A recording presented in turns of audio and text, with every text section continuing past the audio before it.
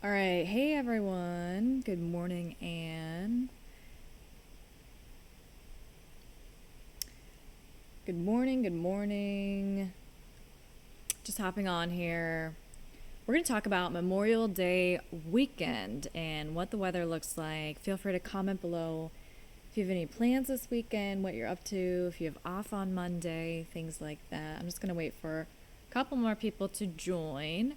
Today, I wanted to give a little refresher on sea breeze, storms, and showers. This is going to play a big role in your Memorial Day weekend forecast, and it's just that time of year. We're slowly getting back into that classic summertime pattern. If you lived in Florida the past couple summers, you know what I'm talking about. So, all right, it looks like we've gotten a few people to join in, so I'm just going to get going. Feel free to, as always, comment below, say hi, say what you're doing for Memorial Day. And if you have any questions, I'll be happy to answer those as well. All right, so we're going to dive right into sea breeze. First, I want to give a little refresher. We did a homeschool help video on this, so it's a little bit more broken down in that video, but I'm going to go ahead and explain it. So basically, this weekend, right? Memorial Day weekend. A lot of people are going to be trying to get outside and beautiful conditions to do so, the 80s and the 90s temp-wise, but we're also dealing with that time of year where there's sea breeze, afternoon showers, and thunderstorms. So this is why that happens. So the temperature over the land will heat up much faster than the temperature over the Gulf. So the air mass itself heats up faster. But in the mornings, we actually all start off fairly equal, rather equal. So temperature over the waters, for example, and over land could be in the 60s or the 70s, but then it's a sharp contrast heading into the afternoon each day. So for example, you could see temperatures around 90, for example, like we're going to see inland this weekend. In fact, we're going to see the 90s already today. So hot and humid over the land, but then note over the Gulf or whatever body of water you're dealing with, you're next to, it's going to be a little bit cooler. So the temperature over the water is still stuck in, for example, the upper 70s. So every single afternoon, what happens is that less dense, moist, warm air will rise, and then the cooler, relatively denser air over the Gulf will sink. And this happens as long as nothing else is disturbing our pattern here. Once we get into summer, when there's plenty of moisture, there's instability around every afternoon. And man, we know how hot it gets in Florida summer. So this happens unless we have something else trying to disturb our area, like a boundary or a disturbance or a low.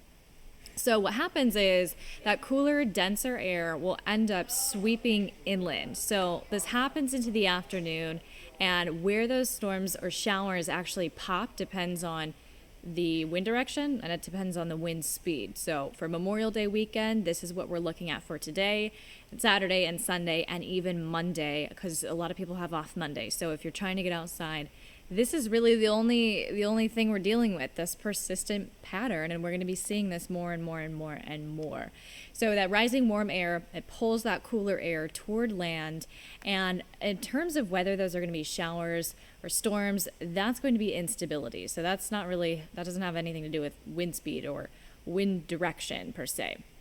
But that's why if you're near the coastline, typically going to stay a little bit cooler. Now, I'm not going to go too far into detail on what our area typically sees in terms of those wind directions and wind speeds, but for example, we can look at this graphic and you get a general idea of, based upon whether we have strong south winds versus weak north winds, etc., what we could possibly see into the afternoon. So this is a graphic I like to use.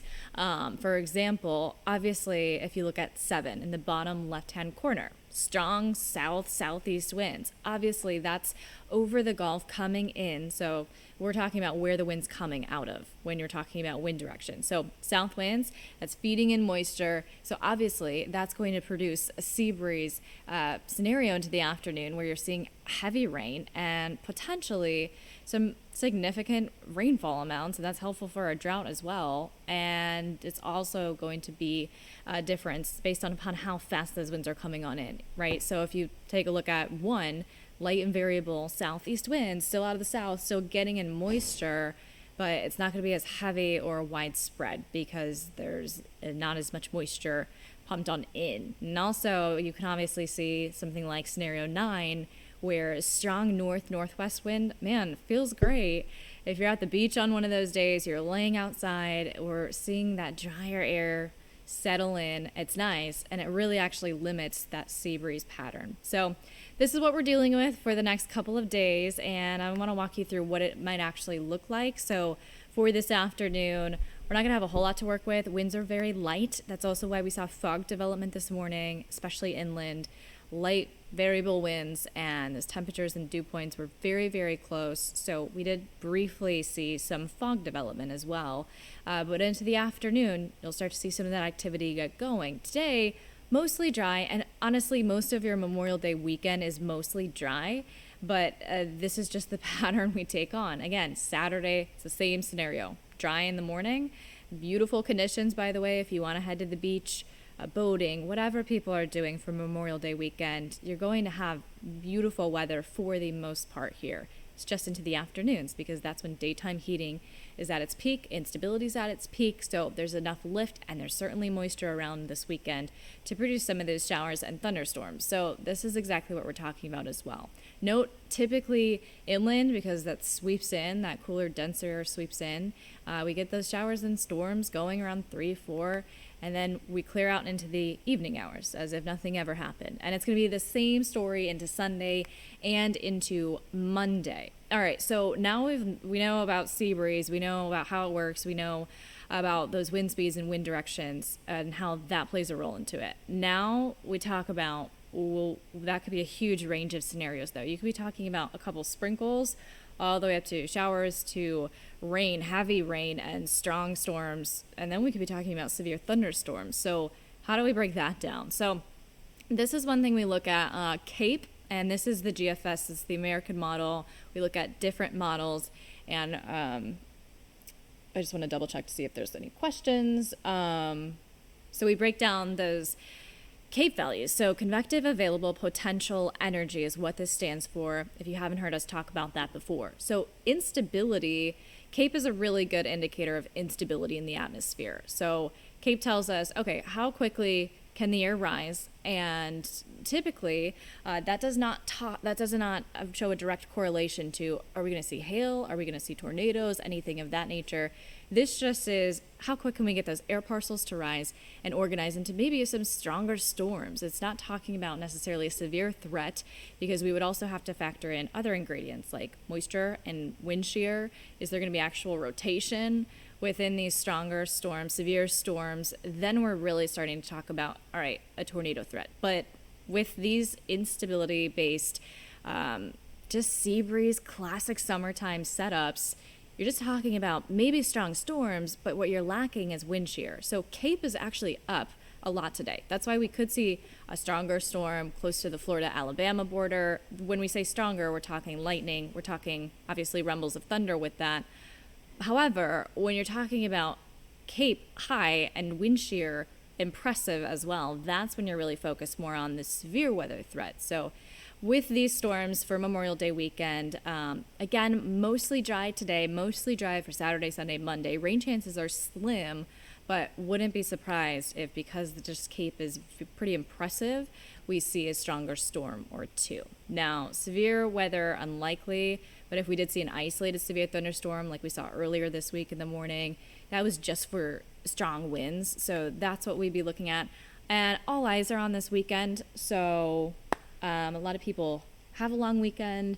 So I just kind of wanted to end on this, which is a combination of coastal and inland temperatures. So this is a rather average. So take that with a grain of salt. For Saturday, for example, the 90s, but many coastal spots could just see the upper 80s. Many inland areas could even see closer to the low to mid 90s. Sunday, it's the 90s as well. And this is what we mean, 10 to 20% chance here. And not talking confidence level, talking it's going to rain. It's not going to be for everyone. It means 80% of the area across our viewing area will stay dry, but 20% of the area will see a shower or an isolated storm on Sunday. And the same scenario for Saturday. So for Memorial Day, 90% of the area stays dry, 10% of the area sees potentially an isolated shower or storm. So, and then overnight, warm and very, very humid. That's another reason we saw some fog development. And I'm going to double check to see if there are any questions, but I'm going to leave that up. And double check.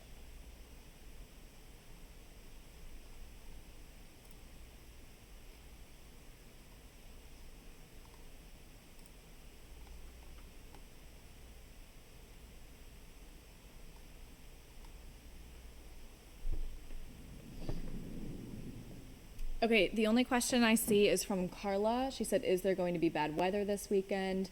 If you're just tuning in now, about to wrap this up, but I'll post this so you can watch it back later or midday in about 50 minutes. No, there's not going to be bad weather this weekend, but you do have to look out for some of those sea breeze showers and storms, especially inland. But honestly, it's a beautiful, beautiful forecast here. So it's just hot, it's just humid. Also, the last thing I want to touch base on is extreme heat is more dangerous than I think a lot of people realize, and our UV set to an extreme rating. So, of course, people wanting to take advantage of the long weekend, if you are going outside, whether that be the pool, a walk, the beach, on the boat, things of that nature, please, please, please take into consideration that UV, and burn time's less than 15 minutes here, so that's really not a long time at all, and there's going to be plenty of sunshine on repeat here with just the brief, short-lived shower or thunderstorm working with the sea breeze. All right, but other than that, I hope you all are able to get out and enjoy it. If you have Monday off, I hope you're able to enjoy that as well, and honor those we've lost as well. All right, well, if you have any other questions, feel free to post them. Otherwise, I'm going to go ahead and hop off of here. But feel free to tune into midday, and I'll see you all next week otherwise.